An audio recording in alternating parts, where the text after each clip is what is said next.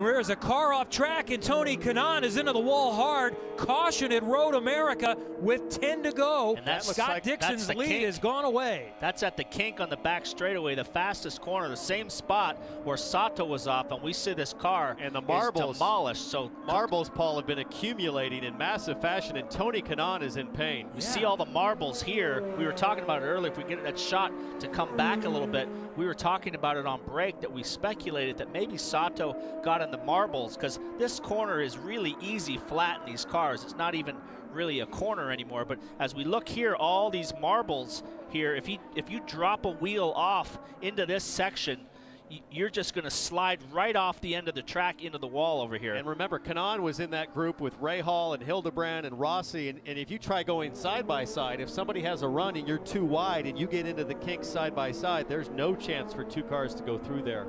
Taking Tony a long time to get out of the car, so we hope he's not hurt. Normally he's a guy that pops out right away, so this is a big hit. This is a 175-mile-an-hour corner.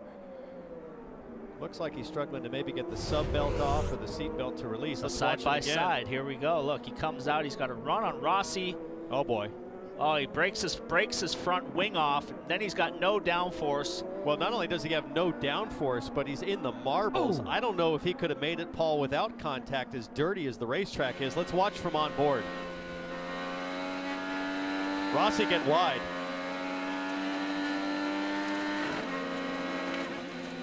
Well, you're certainly not going to make it without front wing. That corner is so downforce sensitive, so you sure knock some of that downforce off and you're just going to go straight. Sure looked like to me Rossi moved over on Kanaan, possibly payback for what happened earlier in the race where Rossi thought Kanaan drove him wide. But that's a dangerous place to play that game of doggy-dog, chicken. Side by side, who's going to lift? Mano y mano. How fast is he going there? You know, this is a road course, and they're going going 170 exactly. Right there. You're talking oval speeds. And there's Armco. That is old school 1960s Armco at the exit there. And Kanaan's taking a break. He's going to sit down and think about this, because that was a big, big hit. Back from Le Mans, he had a good finish in Le Mans for his first time there as a rookie. Thoroughly enjoyed it. Lots of traveling. Comes back here, and it's been a tough weekend that ends with a huge crash. 275th straight IndyCar race. Easily the most consecutive, going all the way back to 2001. He missed the Detroit race that year with a concussion. Well, let's go back to last week. These two spending some time together there as well. Alexander Rossi low, Dixon inside, Kanaan high, Ganassi sandwich. Rossi came out the worst in that situation.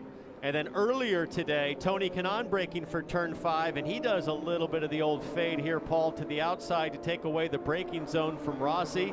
Rossi wasn't too pleased about it. I think Kanaan left him enough room there. That was fair play. But Rossi was upset, talked about it with Rob Edwards, his crew chief, his team manager, on the radio, and then this happened. Rossi goes wide. Kanaan has a run through the carousel, a good run, and Rossi just moved over on him.